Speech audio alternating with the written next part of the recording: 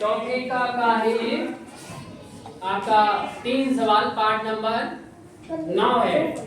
वाटिका का नवे चैप्टर का 9वें अध्याय का चौथा क्वेश्चन है भाषा के नाम। चौथे का में उपसर्ग दे रखे हैं, उसमें 2 स्तंभ दे रखे हैं, 2 ब्लॉक हैं। एक में शब्द लिखे हुए हैं और दूसरे में लिखे हैं उपसर्ग। तो हमने उनको अलग अलग करके लिखा हुआ है। पहले अब उपसर्ग ले लिया, अब उपसर्ग से हमने दूसरे वाले ब्लॉक से जो खा वाला है स्तंभ उसमें से उपसर्ग एक उठा लिया। अब इससे बने जो भी शब्द बनेंगे, जो का वाला जो हमारा स्तंभ है उससे हमने शब्द मिला के देखे तो हमें 2 शब्द मिले, मान और यश। अगर अप में मान जुड़ जाएगा तो ये बन जाएगा अपमान, जो कि देख रहे हैं बिल्कुल अपोजिट मीनिंग है। मान और अपमान एक दूसरे का विलोम है। मान मतलब इज्जत और अपमान मतलब बेइज्जत। इसलिए कहते हैं यश और अपयश ये भी एक दूसरे के विलोम हो जाएंगे। यानी कभी कभी उपसर्ग शब्दों को विलोम में बदल देते हैं। फिर अब उपसर्ग है, पहले अब था, अब उपसर्ग से बने शब्द।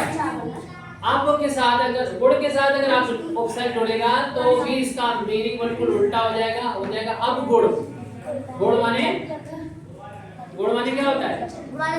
तुम्हारे गुण माने अच्छाइयां तुम्हारी, और अगर अब गुण कर दी जाएगी तो ये बुराइयां हो जाएंगी। अब नटी का मतलब होता है कोई इंसान आगे बढ़ रहा है, कोई तरक्की कर रहा है। और अब नटी मतलब वो नीचे जा रहा है। अब नटी यानी वो उसमें क्या आ रही है, उसमें कमी आ रही है, हाँ कुछ नहीं कर पा रहा। अब हाथ, तो अब हाथ में यहाँ पर हो गया अब और हाथ, अब में हाथ बढ़ गया तो बन गया अब हाथ। ऐसे आ बड़ा जो है उपसर्ग से बने शब्द। जीवन से पहले अगर आ उपसर्ग लग जाएगा तो हो जाएगा आजीवन। आजीवन का मतलब होता है पूरा जीवन भर। आगमन माने होता आना, किसी का आना। जैसे कि कोई राष्ट्रपति आ गया आपके शहर में तो राष्ट्रपति का क्या हो रहा है? आगमन हो रहा है। क्या हो रहा है? आगमन मतलब आना। आ प्लस दर, आदर माने सम्मान इज्जत।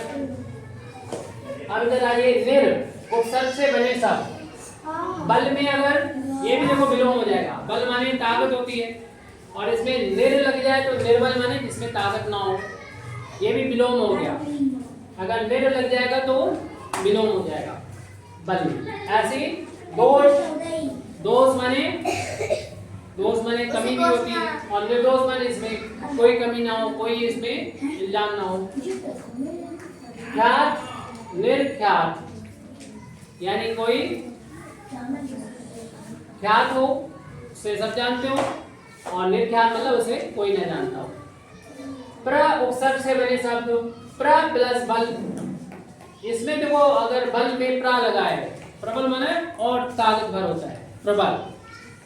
और फिर यहाँ प्रख्यात, ये हो गया प्रख्यात। प्रख्यात का मतलब ये हुआ कि बहुत ज्यादा लोग जिसे जानते हो। पुत्र, सु उपसर्ग से बने शब्द। पुत्र में अगर सु लग जाएगा, सु माने होता है अच्छा, अगर सु लग जाएगा तो उसका मतलब अच्छा हो जाएगा। सुपुत्र का मतलब अच्छा पुत्र। सुलेख, जैसे तो आप लोग सुलेख करते हो, इमला लिखते हो या फिर सुलेख लिखते हो। सुलेख का मतलब अच्छा लेख। लेख कैसा होना चाहिए? अच्छा, तो उसे बोलते हैं सुलेख। कुछ बच्चों को दिया जाता है सुलेख तो वो ऐसे घसीट मार लिख देते हैं। सुलेख का मतलब अच्छा लेख होना चाहिए। गम, ये हो गया, सु लग जाए तो हो जाएगा सुगम, यानी सुगम माने आसान। गम माने रास्ता चलना, और ये अगर सुगम हो जाएगा तो आसान रास्ता जिसे बोलते हैं सुगम।